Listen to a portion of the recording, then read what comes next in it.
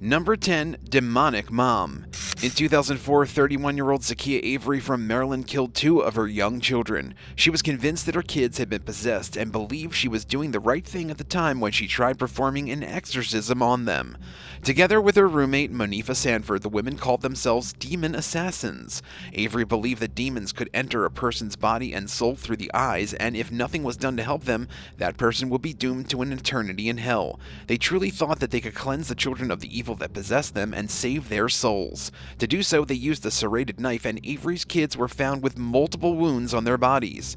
Her defense attorney claimed the obvious, and said her client wasn't responsible for the murder since she was criminally insane. After psychiatric evaluations by the state, it was determined that both women, Avery and Sanford, were indeed mentally ill. In January 2015, a judge agreed with this assessment. They said that if Avery truly wanted the best for her children and was actually convinced they had been possessed, then it makes sense, in a deranged way, that she wanted to help them. Because of this, Zakia Avery was not sent to prison. Instead, she was taken to a maximum security hospital to be treated for her psychiatric illnesses. Number 9. TASHA HAEFS. In early February 2022, a woman called the Kansas City police late one night and was very concerned that the devil was trying to hurt her. However, before the 911 operator could ask any more questions, she hung up. To make sure everything was okay, authorities performed a routine wellness check at the property. When they got to the woman's home, they noticed a trail of blood going up to her front steps, and officers say they could hear a female's voice singing inside. After concern grew and no one answered the door, they looked through the windows. Inside, a policeman saw the head of a child. With this disturbing scene, they forced their way into the home and found 35-year-old TASHA HAEFS covered in blood. In other rooms of the home, they discovered the child's body and also a dog's. Police questioned TASHA, and she admitted to killing her own child. A thorough psychological analysis revealed that TASHA was mentally unfit to continue with the trial and court proceedings. It's more than likely that the quote devil she believed was trying to hurt her was all in her head, and due to the woman's lack of sanity, she will undergo treatment for the next few months and be reevaluated after that period. Number 8. Sacrifice.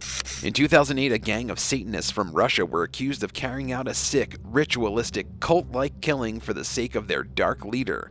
The bodies of 4 teenagers, a young boy and 3 girls, were found near the home of Nikolai Ogolobyak. Nearby, a dead rat tied to an upside-down cross was found, possibly symbolizing the site of a sick murder ritual. Police later revealed that the victims had been stabbed 666 times. For those unfamiliar, 666 is commonly known as the devil's number. On top of the stab wounds, the teenagers' bodies had also been mutilated beyond recognition, and parts of their hair were found in the ashes of a campfire. It's believed that the teens were targeted because they fit the stereotypical goth persona. They got incredibly drunk in a cemetery and decided to call one of the Satanists, who knew them from the goth scene in the area. After this, they were likely taken and brutally killed. Members of the cult were arrested a few days later after the bodies were discovered. Their leader, Nikolai, was given 20 years in prison, while the others were given lesser sentences. One of the members said that they had prayed to God in the past, but nothing in his life had gotten any better, so instead he started praying to Satan. However, not even the devil could help them after such a horrific and thoughtless crime. Number 7. JOANN Cunningham. A young child from Illinois lost his life at 5 years old when his mother, JOANN Cunningham, and others beat him to death back in 2019. At the time of the murder, JOANN was suffering from extreme postpartum depression. She full-heartedly believed that her son, AJ, had been possessed by a demon. In order to help him, Cunningham asked a priest, a chaplain, and Andrew Fruand, AJ's father, to help her perform an exorcism. It is believed that after getting his undergarments dirty in an accident, which is common for such a young age, JOANN became furious with AJ. She forced him to stand in freezing cold water for over 20 minutes, and after this, she used the shower head to beat him before sending the poor kid back to bed soaking wet. Authorities found AJ's body buried near their family's home in Crystal Lake, Illinois.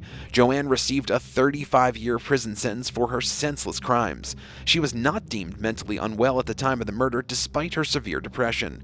Andrew Fruand was found guilty of aggravated battery and charges connected to the murder. He was given a 30-year sentence for his hand in AJ's death. Number 6. Uber Demons. On the morning of February 21st, 2016, Jason Brian Dalton went on a deranged killing spree in Kalamazoo, Michigan, resulting in the deaths of 6 innocent people. Apparently, he claimed the Uber app was responsible for his criminal behavior.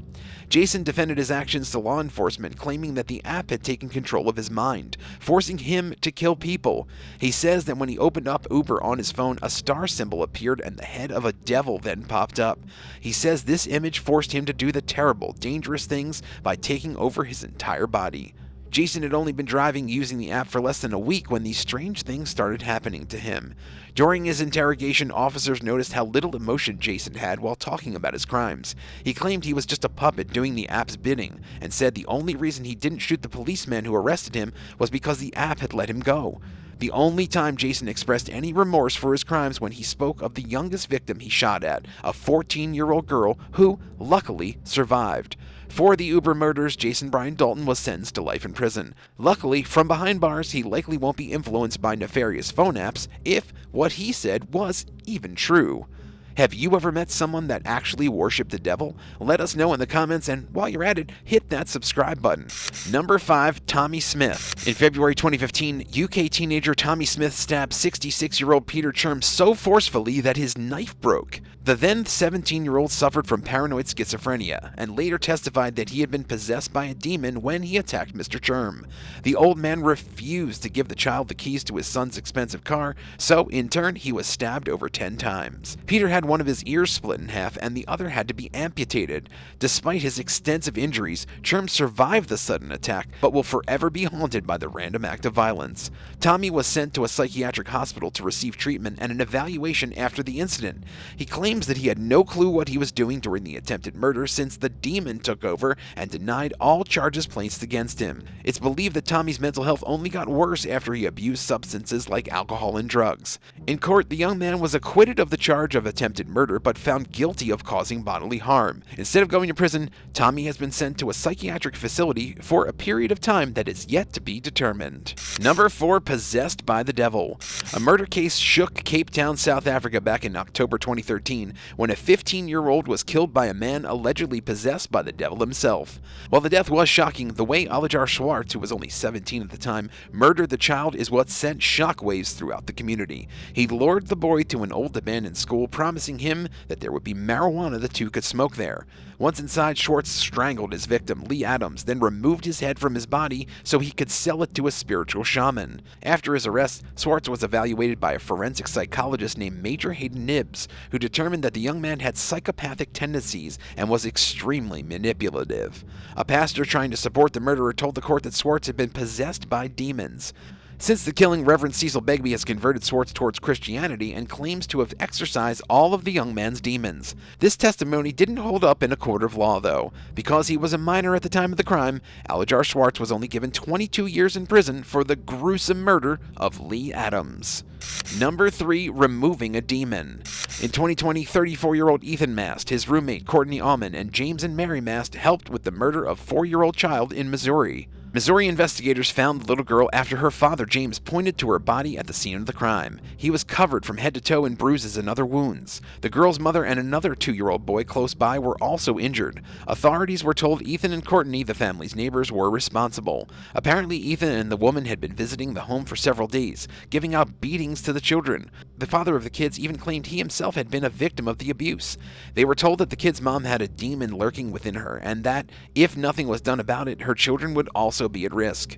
After further questioning, James said that Ethan and Courtney threatened to shoot him if he interfered, and that Satan would also come for him if he tried helping the kids. After severe manipulation, the parents put up with the abuse at the hands of their neighbors. Cameras were even installed in their home so that the two of them could monitor the family. Earlier this year, Ethan pleaded guilty to the murder of 4-year-old Jessica Mask, no relation. His sentence is still up in the air as a plea deal is being disputed. Charges against Courtney and Jessica's parents for failing to protect their child are also underway. Number 2, Luis Zambrano. 30-year-old Luis Zambrano from Queens murdered his ex-girlfriend after falling into a drug-fueled demonic trance in September 2015. Angie Escobar was only 28 when she tried to break up with her boyfriend after only a month of dating. Instead of a clean break, Zambrano came after her with a pair of scissors and stabbed the woman over 80 times. After taking her life, he stuffed Angie's body into her car's trunk and left the scene of the crime. He fled to Virginia, but it didn't take long for police to find him, and when authorities questioned him, he claimed that he was under the influence of multiple drugs and alcohol before the murder, enough that he believed a demon had taken over his body. Zambrano says that he hardly remembers what happened when Angie spoke with him. In Queens Supreme Court, the victim's loved ones testified against Zambrano, berating him for taking Angie away from them. A justice assigned to the case told the offender, quote, "You have forever changed the lives of everyone in this room. Demonic possession? That's an excuse?" For the murder of Angie Escobar, Luis Zambrano was sentenced to 26 and a half years behind bars. Number 1, Sean Sellers. On March 5, 1986, 16-year-old Sean Sellers snuck into the bedroom of his sleeping parents and shot them both to death at their home in Oklahoma City. Prior to the shooting, Sean had planned out what he was going to do. He stripped down to nothing but his underwear to avoid getting any blood splatter on his clothing. After his parents were dead, he posed their bodies to make it seem like robbers had come to the home and taken their lives. He was cool and calculated because he had done it before. Just a year prior to his parents, Sean killed the clerk at a convenience store after he wouldn't sell alcohol to the minor. Sean grew up in a complicated home. His mother had him when she was a teenager herself, and because her husband was a truck driver, their family moved dozens of times during Sean's childhood. On top of this, he was abused growing up by his mom and grandpa. They used to make him wear dirty diapers on top of his head and would laugh at him. After being taken into custody, Sean openly admitted to the murders. It almost seemed like he was proud of himself. He admitted that before entering his parents' room, he performed a satanic ritual. Sean was introduced to Satanism after becoming severely addicted to Dungeons and Dragons. In later interviews, he told people he had been possessed by some kind of demonic entity. Despite being a minor when he committed his crimes, on February 4, 1999, Sean Sellers was put to death. Before this, while he was in prison for 13 years, Sean turned away from Satanism and instead found a new purpose with Christianity. He claimed that since the murders, he had repented and been in the service of God ever since. Which of these stories shocked you the most? Let us know your thoughts in the comments section below. And if you liked the video, be sure to subscribe. We'll see you next time on The Bad Badger.